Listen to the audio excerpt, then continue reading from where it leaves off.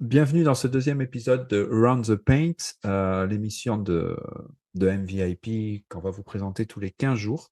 Et à chaque fois, on va vous faire un sujet, pas d'actualité, mais pas non plus, on ne va pas remonter trop longtemps dans les limbes de l'histoire de la NBA, mais on va essayer de vous raconter des histoires d'il y a une trentaine d'années, euh, depuis une trentaine d'années. Donc cette semaine, notre sujet, on sera trois cette semaine à discuter. Ce sera Kevin, Fred et moi. Et notre sujet, c'est la hype. C'est-à-dire, en fait, on a choisi chacun trois joueurs. Un joueur qui avait une hype énorme avant d'arriver à NBA et qui s'en est montré digne. Je ne vous donnerai pas d'exemple. Si je vous en donnais un, on va dire par exemple MJ. Vous voyez, il avait quand même une certaine hype, il s'en est montré digne, voire même il l'a surpassé. On va vous prendre un joueur qui n'avait pas de hype et qui est arrivé à NBA sous les radars et qui a fait une carrière extraordinaire. Là, on a des exemples, il y en a beaucoup. Et enfin, ou plus exactement, entre les deux, on va vous prendre un joueur qui avait également énormément de hype, mais qui a déçu. Alors, je ne vais pas vous donner non plus d'exemples parce qu'on va vous en choisir un chacun. Mais voilà, il y a des joueurs, on sait qu'ils étaient attendus comme le Messi, et puis finalement, ça n'a rien donné, ou pas grand-chose. Donc voilà. Qui c'est qui veut commencer? Allez, on va faire commencer Fred. Tiens, vas-y Fred. Quel est le joueur avec de la hype que tu as choisi? Alors, pour moi, celui-là qui a mérité sa hype durant sa carrière, pour moi, c'est Jerry Stackhouse. Alors, qui m'explique du fait qu'il a été considéré comme le nouveau Michael Jordan dès le lycée. Et il vient de North Carolina comme Jordan, UNC, où il jouera notamment avec Rachid Wallace. Donc voilà, et ils feront une super saison à UNC déjà. Il est drafté après en troisième position comme MJ. Donc à nouveau la comparaison. Donc il est drafté par Philadelphia qui viennent de lâcher Barclay pour les Suns. Donc encore un gros transfert à l'époque. À la suite de ça, il fait une super saison rookie et il finit quatrième au vote en tant que Rookie of the Year. Et plus tard dans sa carrière, il signera sa meilleure moyenne de points aux Pistons avec près de 30 points par match, avec son association notamment avec Grant Hill. Mais malheureusement, ils vont pas jusqu'au bout, il termine second tour de draft, de playoff, pardon. Et il finira transféré aux Wizards dans un échange de 6 joueurs, dont le fameux Rip Hamilton. Et après, avec ses gros problèmes avec ses genoux qu'il a eu un peu durant toute sa carrière, malheureusement, il va encore souffrir de la comparaison avec MJ et il finit à Brooklyn. Mais pour moi, il a justifié sa hype parce que encore aujourd'hui, il a réussi à rebondir et il finit l'année dernière en tant que coach of the year avec Vanderbilt.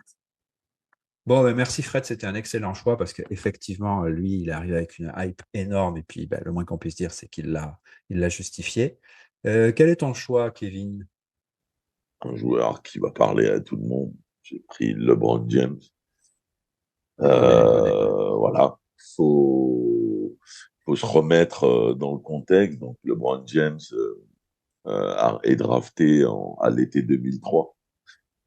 Il a déjà fait la couverture de Sports Illustrated et est déjà annoncé comme l'élu en étant lycéen. Donc il y a beaucoup d'espérance sur LeBron James avant même qu'il foule un parquet pro. Il y a beaucoup d'espoir, beaucoup d'espérance, une projection incroyable sur le joueur. Euh, et il va arriver, il va tout de suite impulser, même si les 2 premières années, il fait pas les playoffs, Bon, il arrive à Cleveland. Cleveland, c'est un trou paumé, donc c'est une équipe lambda. Et donc, il va se faire sa place très rapidement. Et, et il va, au fur et à mesure des années, montrer son level et donc accéder, et donc faire comprendre aux fans et se classer dans la ligue comme un MVP permanent et gagner des titres par la suite. Et donc, il va se montrer largement à la hauteur de sa hype qui est placée sur lui dès qu'il est lycéen, faut le rappeler. Donc, quand il est gosse, il va se montrer largement à la hauteur de cette hype et la dépasser même pour être celui qu'on connaît aujourd'hui, c'est-à-dire celui qui a battu le record de Karim Abdul-Jabbar au point, celui qui a gagné 4 titres, 4 MVP, 4 Final MVP. Donc voilà, c'est large pour ma part, il a largement surpassé sa hype, tant en longévité qu'en résultat. Donc voilà. Donc pour moi, mon choix de la hype méritée, c'est LeBron James. Alors, le joueur que j'ai choisi pour celui qui a mérité sa hype, c'est justement, ça fait le lien avec certains MJ, puisque c'est celui qui a été numéro 1 de cette draft-là, en 1984. Et attention, c'était un numéro 1 non discuté. Personne n'a jamais pensé que quelqu'un d'autre pourrait être numéro 1 de cette draft. C'est dire quand même. C'est Hakeem Olajuwon. Hakeem Olajuwon qui, déjà, est né au Nigeria, a passé une grande partie de son adolescence au Nigeria, a joué au football une grande partie de son adolescence et a commencé le basket à 17 ans. Donc ça donne un petit peu le niveau de talent du mec. En 3-4 ans, il a déjà acquis suffisamment de skills et de connaissances du jeu pour être un joueur dominant en université. Alors, la draft 1984, pour resituer, c'est quand même donc la draft de Jordan, c'est la draft de Barkley, mais aussi c'est la draft de joueurs qui ont eu des très belles carrières comme Sam Perkins ou Alvin Robertson, et c'est évidemment aussi la draft de John Stockton qui a 2 records que peut-être personne ne battra jamais, le record de passes décisives et de steals. En tout cas, celui qui va les battre, il n'est pas encore dans la ligue, ça c'est certain. Hakeem Olajuwon, c'est quoi? Hakeem Olajuwon, c'est un pivot officiellement, mais comme il le dit lui-même, il ne se voyait pas comme pivot. Ça rappelle un certain Victor dont on a parlé. Hakeem Olajuwon ne se définissait pas comme pivot. Il se définissait comme joueur de basket et il se définissait comme le plus complet possible. Et ça, on ne peut pas lui enlever. C'était un joueur extrêmement complet, extrêmement fort en attaque, mais aussi extrêmement fort en défense. Donc, ce qu'on peut retenir de lui, c'est ses fameux dream shake et ses gestes offensifs fous. Mais si vous regardez Hakeem Olajuwon défendre, c'était un enfer pour les adversaires, sachant qu'on parle quand même d'une époque où il y a énormément de très grands pivots. Donc voilà, c'était pas pareil de défendre sur les Patrick Ewing, les David Robinson et compagnie, que contre certains pivots actuels qui sont peut-être moins dominants. Ben, la carrière NBA d'Hakeem Olajuwon, c'est un truc merveilleux. Alors, il a été 3 fois en finale. Certes, il a dû attendre la première retraite de Michael pour remporter 2 titres consécutifs. Il y a probablement un lien quand même. On ne sait pas si les Bulls auraient été champions. Mais en tout cas, ce qu'on sait, c'est que sans Michael, il ne risquait pas de l'être. Hakeem Olajuwon a quand même été élu 1 fois MVP, 2 fois Finals MVP, sur les 3 qu'il joue et les 2 qu'il remporte, 2 fois Defensive Player of the Year. Et d'ailleurs, ce trophée porte son nom quand même. Donc, on voit que même si ce n'est pas celui qu'il a eu le plus souvent, il a bien marqué les esprits pour que la NBA décide de donner son nom au trophée de meilleur défenseur de l'année. Et donc, lors de ce parcours de victorieux en 94 et 95, il faut rappeler qu'il a quand même démantelé Patrick Ewing et éviscéré David Robinson au passage. Ça ne me fait pas plaisir parce que moi, voilà. Mais enfin, il faut reconnaître que les pauvres, ils n'ont pas vu le jour face à Hakeem. Ça situe le niveau du bonhomme. Alors ensuite, pour moi, le mec qui a bidé de par sa carrière, pour moi, c'est Harold Miner, surnommé Baby Jordan, avec sa ressemblance physique avec Michael Jordan. Pourtant, il était la star des Trojans de l'université de Southern California, où il a toujours des records au niveau du scoring d'ailleurs. Vainqueur du concours de dunk en 93 et 95, avec des dunks de mammouth, quoi. Il est quand même All-American, joueur de l'année par Sports Illustrated. Euh, Son coach, après, à mon avis, c'est ça qui l'a descendu. Son coach de l'époque, Kevin Lugery, le descend complètement en disant qu'il défend pas du tout et qu'il a pas l'intelligence de jeu. Donc ça fait quand même beaucoup. Et il mettra un terme à sa carrière assez tôt, en 97, et il tente même pas l'aventure européenne. Pour le joueur qui a déçu, qui a été, on va dire, en dessous de sa hype, euh, j'ai choisi de prendre Kwame Brown. Euh, Pourquoi Kwame? Parce que Kwame, il y a une hype qui existe avant sa draft, donc pour 2001. Il y a une hype qui existe et qui est justifiée. Je m'explique. C'est un joueur au lycée, donc il est lycéen, donc il est drafté en NBA sans passer par la case NCAA. À l'époque, on le rappellera jamais assez, c'est un All-American, McDonald All-American, Monsieur Georgia Basketball, avec des statistiques en tant que pivot ou ailier fort, selon la vision par laquelle on le regarde, est extrêmement dominant. Et donc, on se rappelle qu'au office des Wizards l'a drafté, donc en première position. Il y a eu beaucoup de débats sur ça a posteriori, mais il méritait, sans discussion possible, d'être drafté numéro 1 par rapport au niveau qui était annoncé, affiché et réel pour le coup.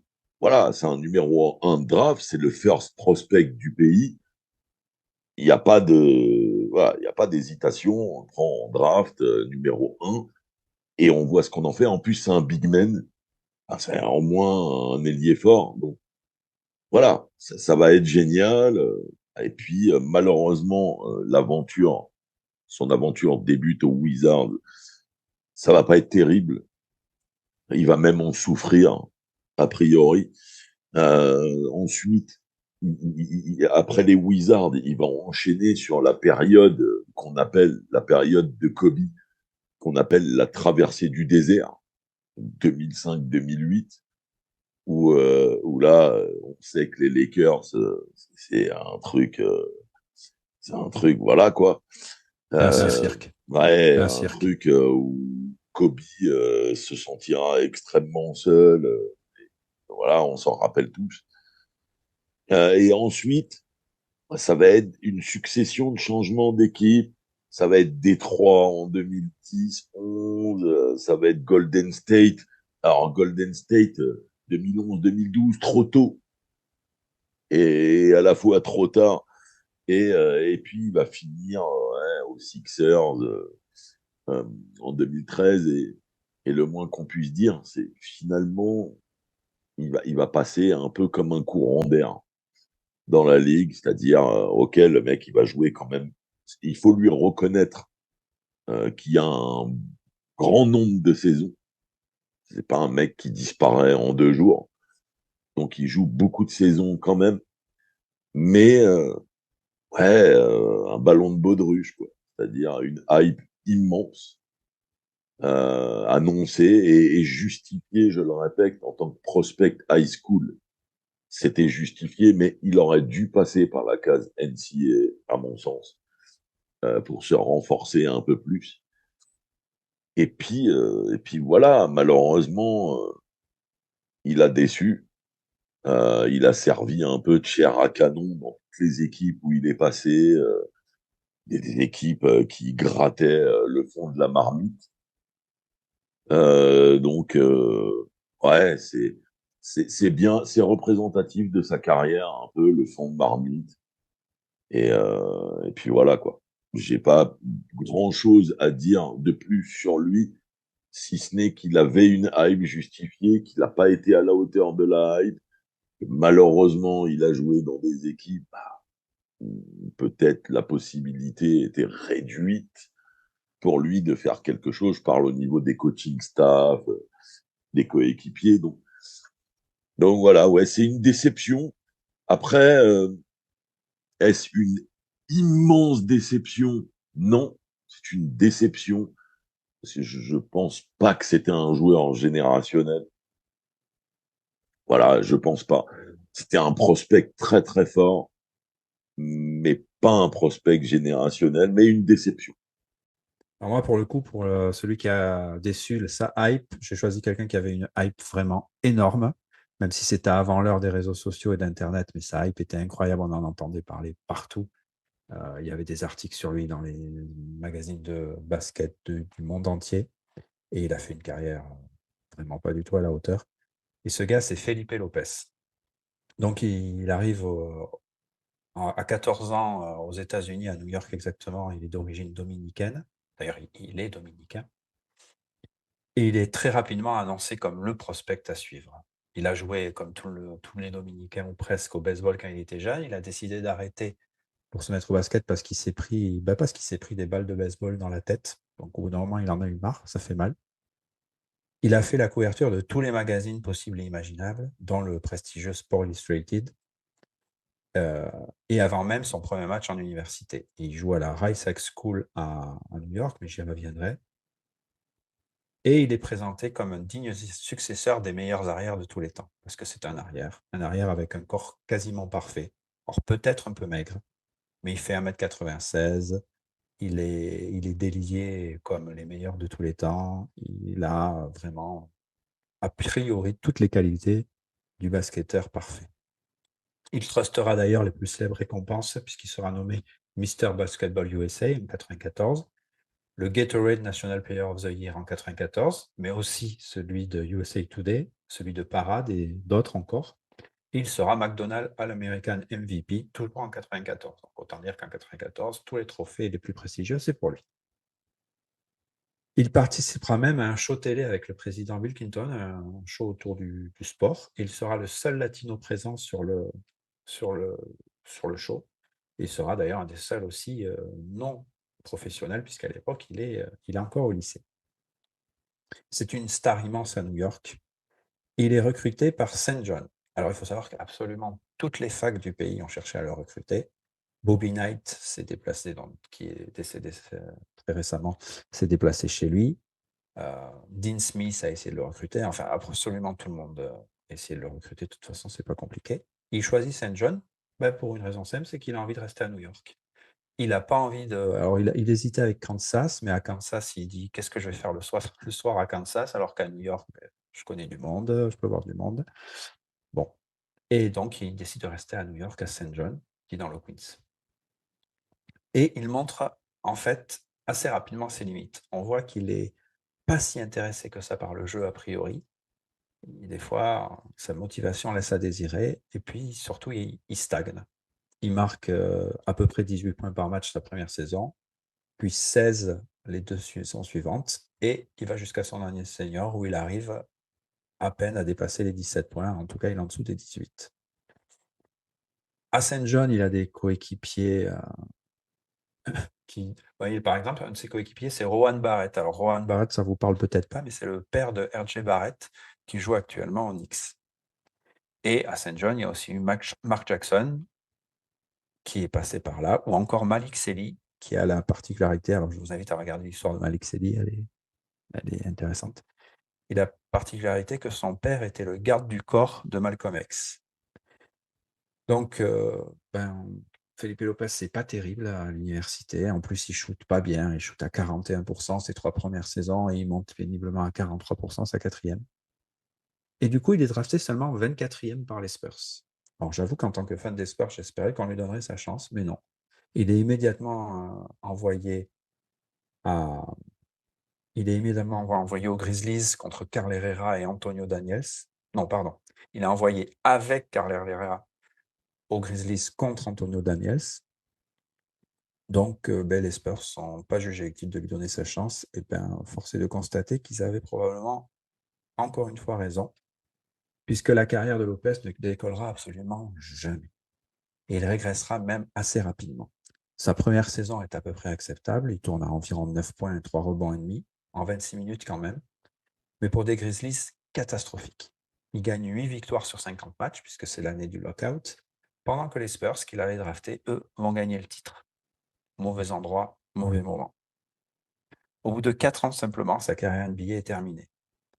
Il a joué 249 matchs, pour moins de 6 points de moyenne, environ 2 rebonds et demi et une passe. Il continuera à jouer dans différents pays, mais bon, il deviendra vite quasiment inconnu. D'ailleurs, je pense que les plus jeunes n'ont jamais entendu parler de lui, alors qu'à l'époque, c'était vraiment le Messi, quoi. Il allait tout révolutionner. Donc maintenant, la dernière catégorie par rapport à la hype, c'est ces joueurs qui sont arrivés justement en NBA en étant complètement sous les radars. Personne, pas grand monde, ne savait qui c'était, à part des scouts très pointus. Et donc, qui c'est que tu nous as choisi, Fred, pour illustrer ces joueurs qui ont fait tellement plus que ce qu'on attendait d'eux? Le mec pas du tout connu, comme on dit, off radar et qui fera pourtant quand même une assez bonne carrière, perso, moi je trouve, c'est Sébastien Telfair, le cousin de Stephen Marbury, surnommé Basie, parce qu'il tabassait déjà tout le monde, star des playgrounds new-yorkais notamment, l'université de Louisville avec Rich Dating, son coach, et, bah, il éclate tout et il commence à se faire repérer par un peu tout le monde. Il bat notamment son cousin Marbury en 1 contre 1 alors qu'il est encore juste en high school, mais pareil, il le tape. Ensuite, un peu plus tard, LeBron James dit carrément de lui qu'il est le prochain, la prochaine star. Il y a notamment Jay-Z et Derek Jeter, la star de baseball, qui viennent le voir qui viennent le voir jouer à tous les matchs. Ensuite, en 2004, c'est sa plus grosse année. Il finit, alors attention, il finit Basketball, Mister New York Basketball, MVP du McDonald's All-American. Il est dans la First Team Parade All-American. Donc, il fait vraiment une très, très grosse année. Et en fait, ce qui va un peu le casser, c'est que ça sera le premier point de garde qui passe directement de la high school à la NBA. Malgré à l'époque son coach, il a à l'époque Rick Pitino qui lui dit de surtout pas faire ça, mais lui, apparemment, il y a eu une histoire un peu glauque familiale qui lui font prendre cette décision de passer directement à la draft. Et après, malheureusement, il fait une carrière honorable, on va dire, mais il y a quand même de nombreuses affaires qui vont précipiter sa fin de sa carrière, notamment port illégal d'armes et tout ce qui s'ensuit, quoi. Voilà. Merci Fred, effectivement, on peut dire que lui, il a surpassé les attentes. De toute façon, il n'y en avait pas, mais il les a quand même surpassées de loin. Bon, et maintenant, Kevin, qui c'est que tu as choisi pour ce joueur qui est arrivé en NBA avec un nom inconnu et qui a fait une carrière magnifique? C'est Nikola Jokic. Voilà.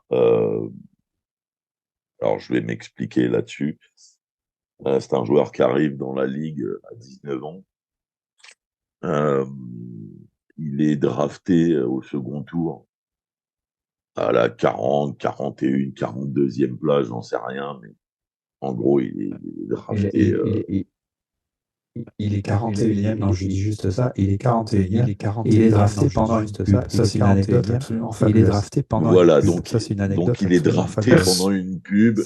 Donc il n'y a absolument personne, c'est-à-dire vraiment déjà qu'il est drafté loin, mais en plus pendant une pub, il arrive sans que personne sache qui c'est en fait. Et en plus, il débarque dans un club. C'est pareil.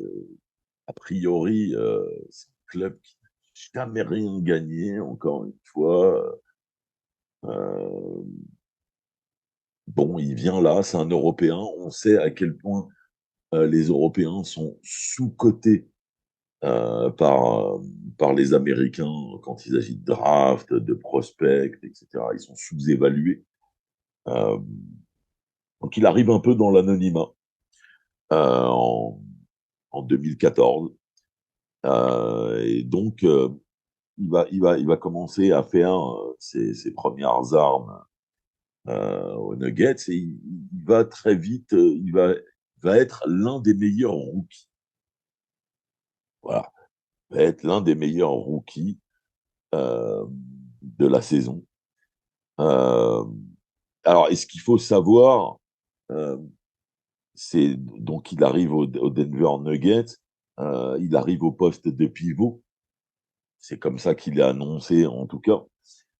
Et, euh, et puis voilà, donc je l'ai dit, il va se faire quand même un petit peu remarquer en faisant partie du first team All Rookie de l'année. Donc ça veut dire que quelque part déjà, bon, voilà, on sait qu'il existe, il fait partie d'un classement, donc ça c'est cool. Et puis il va y avoir l'histoire de la bulle où la NBA va s'arrêter avant avec le Covid. Et puis, euh, et puis reprendre après dans la bulle. Alors, pourquoi je parle de cette année-là, donc 2019 euh, 2019, euh, on commence sérieusement à parler de lui puisqu'il commence à intégrer les first teams, comme on dit, les first All NBA, first machin. Donc, quand tu commences en fait à intégrer ces, ces teams-là, et en plus, tu es sélectionné au All-Star Game, ça veut dire que bon, voilà, t'es un nobody quand t'arrives, tu craques quand même le level All-NBA et All-Star. Donc déjà, tu deviens quelqu'un sans qu'on puisse prédire que tu vas l'être. Donc déjà, ça arrive très vite. Dans les 2, 3 saisons qui suivent son arrivée, voilà, tout ça se met en place. Et puis, euh, et puis, il y a beaucoup de blessés dans son équipe et on voit qu'il commence à porter son équipe, etc. Et là, il va accéder, pour moi, je considère en tout cas, euh, il va devenir MVP de la Ligue. MVP de la Ligue, après le fait d'être champion de la Ligue et Final MVP, quand tu es MVP de la Ligue, ça veut dire déjà, là, tu envoies des signaux, tu accèdes à un rang royal. Et puis, il va accéder. Alors, déjà, c'est fou parce qu'il est All-Star et au LNB. Et puis, il devient MVP. Et puis, finalement, il accède au Panthéon en passant par la case finale, en la remportant, enfin, en faisant des playoffs magistraux à tous les niveaux avec son équipe. Je ne sais pas si dans l'histoire de la NBA, il y a eu quelqu'un d'aussi important en termes de palmarès et de résultats et de rôle qui a été drafté aussi bas que lui. Euh, j'ai pas le souvenir, honnêtement. Après, il faudrait peut-être que je remonte Non, mais non. très loin. Non. Non. Mais alors, c'est comme on l'a dit, peut-être que du fait qu'il soit européen, ça l'a probablement sous-estimé, fort certainement même. Ça l'a sous-estimé, mais il n'y avait pas vraiment de signaux quand il avait 19 ans qui montraient vraiment que ça deviendrait un joueur all-time.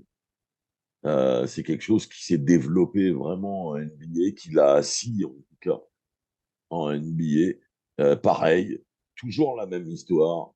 J'arrive dans une équipe qui n'a jamais rien gagné. Dixit, Jordan, LeBron. Voilà, toujours la même histoire. J'arrive dans un espèce d'endroit où personne ne veut aller. Et puis, j'écris l'histoire de ce club.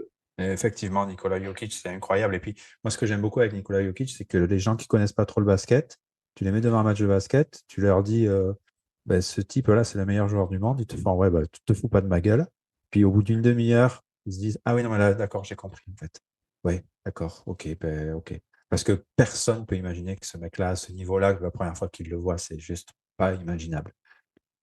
Et donc, moi, le joueur que j'ai choisi pour cette catégorie, c'est de manière assez amusante le joueur préféré de Felipe Lopez. Et même si c'est pas un arrière, mais il avait dit lors d'une interview que c'était son joueur préféré. Et c'est donc Dennis Rodman. Dennis Rodman arrive en NBA, il est connu de personne, à part des scouts de Détroit, puisqu'il est drafté par Détroit. Il est issu d'une université absolument minuscule, Southeastern Oklahoma State University, en NAIA, qui est une ligue mineure de sport universitaire. C'est-à-dire qu'il faut savoir que la NCAA, il y a déjà 3 divisions, mais la NAIA, ça veut dire que c'est des universités qui sont dans aucune des 3 divisions de la NCAA déjà. Donc c'est pour dire à quel point il arrive de nulle part. Il est d'ailleurs le seul joueur drafté à ce jour de cette université. Il est sélectionné en début de deuxième tour, avec le 27e choix. Il faut savoir qu'à l'époque, la NBA n'a que 24 équipes, donc en fait, il est le 3e choix du deuxième tour. Il avait, dans son université, des stats exceptionnelles de 26 points par match, car oui, il pouvait scorer, et 16 rebonds de moyenne. Il y reste 3 saisons, et il attire l'œil des scouts de la franchise du Michigan. Il s'y illustre très rapidement par son excellente défense et commence petit à petit à se spécialiser au rebond. Il score de moins en moins, même s'il pensait, lui, qu'il aurait pu tourner à 15 points de moyenne, et en vrai, vu son intelligence de jeu, pourquoi pas. Il enchaîne par contre les titres de meilleur rebondeur de la Ligue durant les années 90. Il en gagne 7 consécutifs entre 91-92 et 97-98, et avec 3 franchises différentes, puisqu'après Détroit, il est envoyé à San Antonio, et il vous restera 2 saisons, et ensuite, on connaît tous la suite, mais je vais la raconter quand même. Donc en 93, il est échangé aux Spurs de San Antonio. Il passera 2 saisons mitigées, puisqu'en fait, il ne s'entraînera jamais avec le franchise player David Robinson, même s'il finira les 2 saisons meilleur rebondeur de la Ligue, donc, puisque c'est parmi les 7 consécutifs. Le 2 octobre 95, il est échangé contre Will Perdue, ce qui démontre, sans faire offense à ce bon Will, que les Spurs voulaient vraiment s'en débarrasser. Donc, il est envoyé à Chicago. À Chicago, il reste 3 saisons. Il gagne 3 titres, qui viennent se rajouter aux 2 qu'il a gagnés avec Détroit. J'ai un petit peu oublié de le dire, mais enfin, je le dis maintenant. Il a quand même gagné 2 titres avec Détroit. Et ce qui est vraiment remarquable avec Dennis, c'est que malgré ses frasques bien connues, il est extrêmement respecté par tous les acteurs de la NBA des années 80-90. D'ailleurs, c'est très intéressant et c'est même assez incroyable. On a fait pas mal d'interviews avec MVP de gens qui étaient dans la NBA à cette époque-là, et tous nous ont dit leur admiration pour Dennis Rodman, et ce, de manière spontanée. On ne les a jamais orientés à dire ça. On leur demandait quel joueur vous vous souvenez particulièrement, et Dennis Rodman est revenu un nombre de fois incroyable, et pour tous les aspects de sa personnalité, comme quelqu'un d'une intelligence remarquable, d'excessivement travailleur, de très attachant, de très professionnel, et vraiment ce qui est revenu le plus, c'est son intelligence incroyable de jeu. Le mec a capté le triangle en une semaine, alors qu'il y a des mecs qui ont travaillé des années et qui n'ont toujours pas compris comment ça marche. En termes de palmarès, donc il est 5 fois champion. Il est aussi 2 fois Defensive Player of the Year. Il est clairement un des joueurs les plus marquants de l'histoire. Et donc, en sortant de nulle part, et sans que personne du grand public n'ait jamais entendu parler de lui avant qu'il arrive aux Pistons, et ça quand même, c'est extraordinaire. On va conclure donc cette deuxième émission sur la hype et vous donner rendez-vous dans 2 semaines. Alors, normalement, l'émission dans 2 semaines sera délocalisée. On ne vous dit pas où. Enfin, en tout cas, un de nous sera délocalisé. Et l'émission portera sur justement cet endroit. Mais